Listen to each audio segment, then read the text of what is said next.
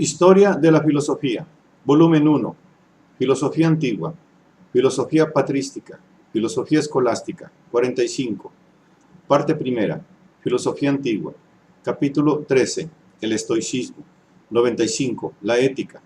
Esta es una obra del maestro Nicolás A. Bagnano. Dios ha confiado la realización y la conservación del orden perfecto del cosmos en el mundo animal a dos fuerzas igualmente infalibles, el instinto y la razón. El instinto guía infaliblemente al animal en su conservación, nutrición y reproducción, y en general en el cuidado de sí mismo en orden a los fines de su supervivencia. Por otro lado, la razón es la fuerza infalible que garantiza la armonía del hombre consigo mismo y con la naturaleza en general.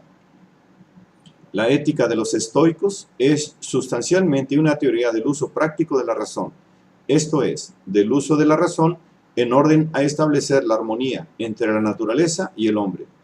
Según Zenón, el fin del hombre es el acuerdo consigo mismo, esto es, la vida según una razón única y armónica. Cleantes añadió al acuerdo consigo mismo el acuerdo con la naturaleza, y por esto definió el fin del hombre como la vida conforme a la naturaleza. Y Crisipo expresó la misma cosa, diciendo, vivir de manera conforme a la experiencia de los sucesos naturales. Pero parece que ya Zenón había adoptado la fórmula de vivir conforme a la naturaleza. E indudablemente esta es la máxima fundamental de la ética estoica. Por naturaleza, Cleantes entendía la naturaleza universal. Crisipo no solo la naturaleza universal, sino también la humana, que es parte de la universal. Para todos los estoicos, la naturaleza es el orden racional, perfecto y necesario, que es el destino o Dios mismo. Por eso Cleantes oraba así: conducidme, oh Júpiter, y tú, oh destino, a donde me tenéis destinado, y os serviré sin vacilación, pues aunque no quisiera, os tendría que seguir igualmente como tonto. Ahora bien, la acción que se presenta conforme al orden racional es el deber. La ética estoica es, pues, fundamentalmente una ética del deber y la noción del deber, como conformidad o conveniencia de la acción humana al orden racional. Viene a ser por primera vez en los estoicos la noción fundamental de la ética. En efecto, ni la ética platónica ni la aristotélica hacen referencia al orden racional del todo, asumiendo como su fundamento la primera, la noción de la justicia, la segunda, la de la felicidad. La noción de deber no aparecía en su ámbito y dominaba en ella la noción de virtud como camino para realizar la justicia o la felicidad. Los estoicos llaman deber a aquello cuya elección puede ser razonablemente justificada. De las acciones realizadas por instinto, algunas son debidas u obligatorias, otras contrarias al deber, otras ni debidas ni contrarias al deber. Son acciones debidas aquellas que la razón aconseja efectuar, como honrar a los padres, a los hermanos, a la patria e ir de acuerdo con los amigos. Son contrarias al deber aquellas que la razón aconseja no hacer. Ni debidas ni contrarias al deber son aquellas que la razón ni aconseja ni prohíbe, como levantar una pajita, tener una pluma, etc.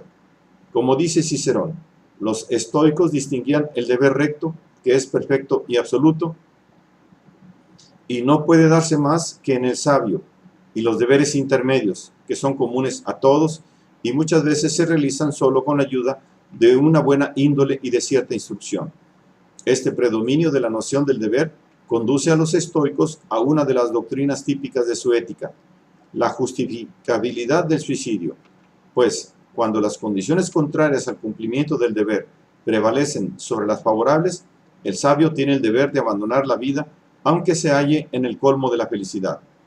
Sabemos que muchos maestros de la Estoa siguieron este precepto, que en realidad no es sino la consecuencia de su noción del deber. Sin embargo, el deber no es el bien.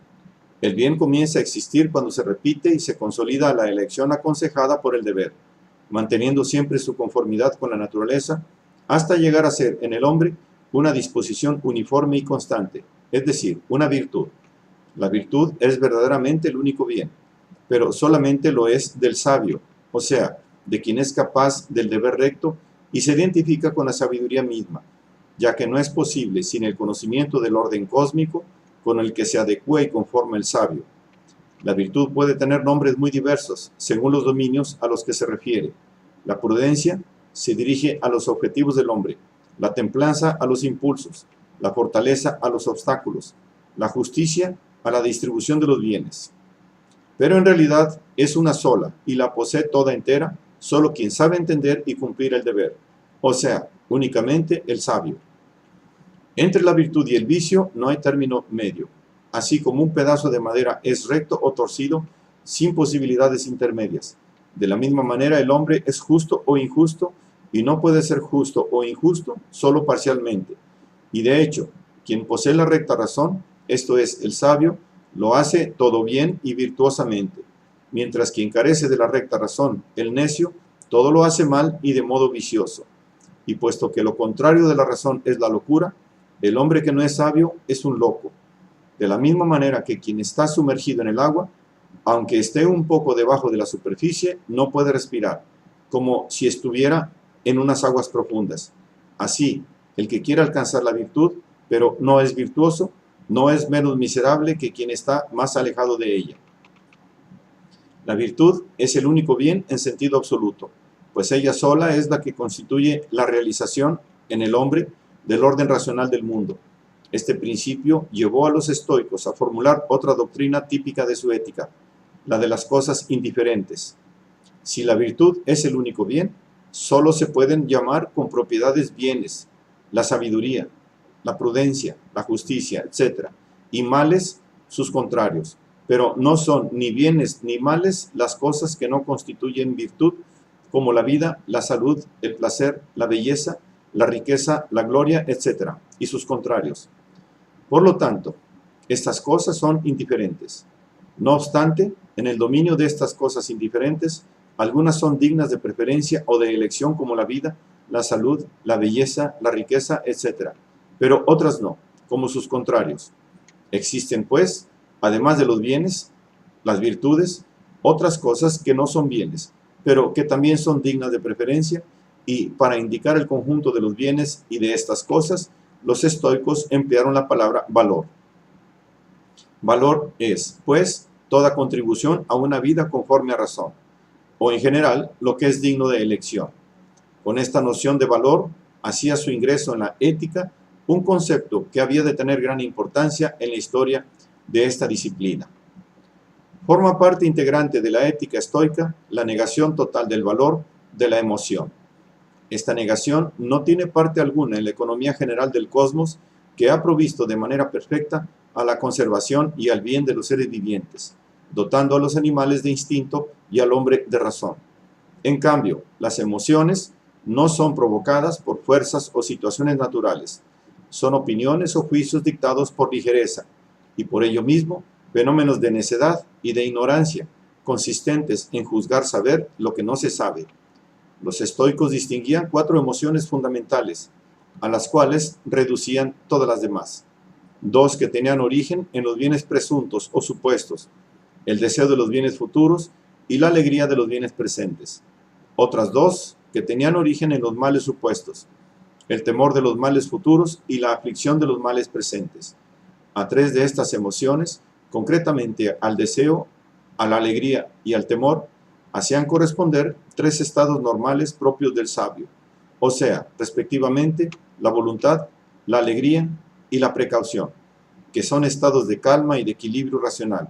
En cambio, ningún estado normal corresponde en el sabio a lo que es la aflicción para el necio. En efecto, para él no existen males de los que deba dolerse, pues conoce la perfección del universo. Por consiguiente, las emociones son enfermedades verdaderas y propiamente tales que afectan al necio, pero de las que el sabio está inmune.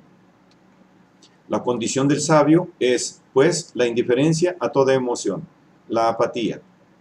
El orden racional del mundo, al dirigir la vida de cada hombre, dirige también la vida de la comunidad humana. La que se llama justicia es la acción en esta comunidad de la misma razón divina. La ley que se inspira en la razón divina Es la ley natural de la comunidad humana, una ley superior a las reconocidas por los diversos pueblos de la tierra, perfecta, y por lo mismo no susceptible de correcciones o mejoras. Cicerón, en una página famosa, expresaba así el concepto de esta ley. Existe ciertamente una ley verdadera, la recta razón conforme a la naturaleza, difundida entre todos, constante, eterna, que con su mandato invita al deber y con su prohibición aparta del engaño. Una ley así no puede ser distinta en Roma o en Atenas, ni hoy o mañana, sino que como única, eterna e inmutable ley, gobernará a todos los pueblos y en todos los tiempos.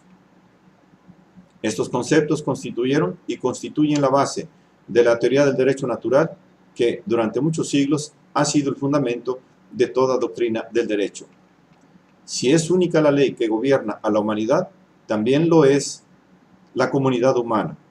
El hombre que se acomoda a la ley es ciudadano del mundo, cosmopolita, y dirige las acciones según el querer de la naturaleza, con arreglo al cual se gobierna todo el mundo. Por eso el sabio no pertenece a esta o aquella nación, sino a la ciudad universal, de la que son conciudadanos todos los hombres. En esta ciudad no existen libres y esclavos, sino que todos son libres. Para los estoicos, la única esclavitud es la del necio, por cuanto no se determina en conformidad con aquella ley que es la misma naturaleza suya y del mundo. La esclavitud impuesta por el hombre sobre el hombre no es para los estoicos más que perversidad.